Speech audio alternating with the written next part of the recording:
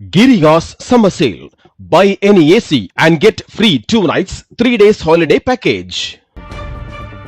முதல்வர் விஜய் உட்பட 10 அமைச்சர்களுக்கான துறைகள் ஒதுக்கீடு செய்யப்பட்டுள்ளன. தேர்தல் முடிவுகளுக்கு பின்னர் கடந்த 10ஆம் தேதி சென்னை நேரு உள்விளையாட்டரங்கில் முதல்வர் விஜய் உட்பட 10 அமைச்சர்கள் பதவியேற்றனர். அவர்களுக்கு ஆளுநர் அர்லேக்கர் பதவி பிரமாணம் செய்து வைத்தார். அதனைத் தொடர்ந்து 13ஆம் தேதி முதல்வர் விஜய் தலைமையிலான தவிக அரசு பெரும்பான்மையை நிரூபித்தது. இருப்பினும் அமைச்சர்களுக்கான இலாக்காக்கள் ஒதுக்கப்படாமல் இருந்த நிலையில் தற்போது அது குறித்த அறிவிப்பு வெளியாகியுள்ளது. அதன்படி முதல்வர் விஜய்க்கு மிக முக்கியமான துறைகள் ஒதுக்கப்பட்டுள்ளன. காவல், உள்துறை, பொது நிர்வாகம், மகளிர், இளைஞர், குழந்தைகள், மாற்றுத்திறனாளிகள் நலத்துறைகள் முதல்வர் விஜய்க்கு ஒதுக்கீடு செய்யப்பட்டுள்ளன. மேலும் நகராட்சி நிர்வாகம், குடிநீர் விநியோகம், சிறப்பு திட்ட செயலாக்கம் ஆகிய துறைகளும் அவர் வசமே உள்ளன. முதல்வர் விஜயுடன் பதவியேற்ற 9 அமைச்சர்களுக்கான துறைகள் என்னென்ன என்பது குறித்து அறிவிக்கப்பட்டுள்ளது. அதன்படி தவிக பொதுச் செயலரும் தியாகராய நகர் தொகுதி எம்எல்ஏவுமான என் ஆனந்திற்கு ஊரக வளர்ச்சியும் நீர்வளத்துறையும் ஒதுக்கீடு செய்யப்பட்டுள்ளன. மேலும் வறுமை ஒழிப்பு திட்டம், நீர்ப்பாசனம், சிறு பாசனம் ஆகிய துறைகளும் அமைச்சர் என் ஆனந்த் வசம் உள்ளன. அதேபோல் ஆதவ் அர்ஜுனாவிற்கு பொதுப்பணித்துறை, நெடுஞ்சாலைத்துறை, விளையாட்டுத்துறையும் ஒதுக்கப்பட்டுள்ளன. சீனியர் அமைச்சரான செங்கோட்டையன் நிதி அமைச்சராகியிருக்கிறார். அமைச்சர் அருண்ராஜுக்கு மக்கள் நல்வாழ்வுத்துறையும் மருத்துவ கல்வியும் ஒதுக்கீடு செய்யப்பட்டுள்ளன.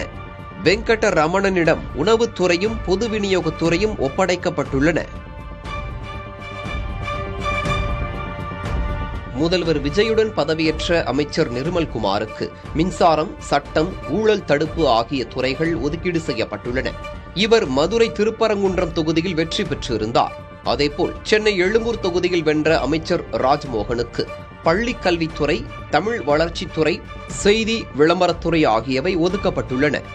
காரைக்குடி தொகுதியில் வென்ற அமைச்சர் பிரபுவுக்கு கனிம வளத்துறையும் சுரங்கத்துறையும் ஒதுக்கீடு செய்யப்பட்டுள்ளன. சிவகாசியில் வென்ற அமைச்சர் கீர்த்தனாவுக்கு தொழில்துறையும் முதலீட்டு ஊக்குவிப்பு துறையும் ஒதுக்கப்பட்டுள்ளன. தவிக அமைச்சரவையில் விசிக இடம்பெறுமா என்பதை திருமாவளவன் அறிவிப்பார் என அக்கட்சியின் துணை பொதுச் செயலர் வன்னியரசு கூறியுள்ளார். அதிமுகவினருக்கு அமைச்சர் பதவி வழங்கக்கூடாது என்ற விசிக பொதுச் செயலர் ரவிக்குமாரின் கருத்தே கட்சியின் கருத்து எனவும் அவர் தெரிவித்தார். முன்னதாக வன்னியரசு விழுப்புரம் மாவட்டம் திண்டிவனம் தலைமை தபால் நிலையம் எதிரே நீட் தேர்வை ரத்து செய்ய கோரி திராவிடர் கழகம் நடத்திய ஆர்ப்பாட்டத்தில் பங்கேற்றார். ஏற்கனவே தலைவர் அவர்கள் சொல்லியிருக்கிறார்கள், தலைவர் அவர்கள் அறிவிப்பார்கள். அறிவிக்கும் முறை உங்களை போன்ற விடுதலை சிறுத்தைகளும் அதற்காக நாங்கள் காத்திருக்கின்றோம். அதிமுகவினர் வந்திருக்கின்ற அதிமுகவில் பெரும்பான்மையா வரல அப்படிங்கிற அடிப்படையில் அதை சொல்லிட்டோம். அது ஜட்ஜ்மெண்ட் அடிப்படையில் சொல்லப்பட்ட கருத்து. அது அந்த கருத்து தான் எங்களுடைய கருத்தும் விடுதலை சிறுத்தையுடைய கருத்தும் அந்த கருத்து தான்.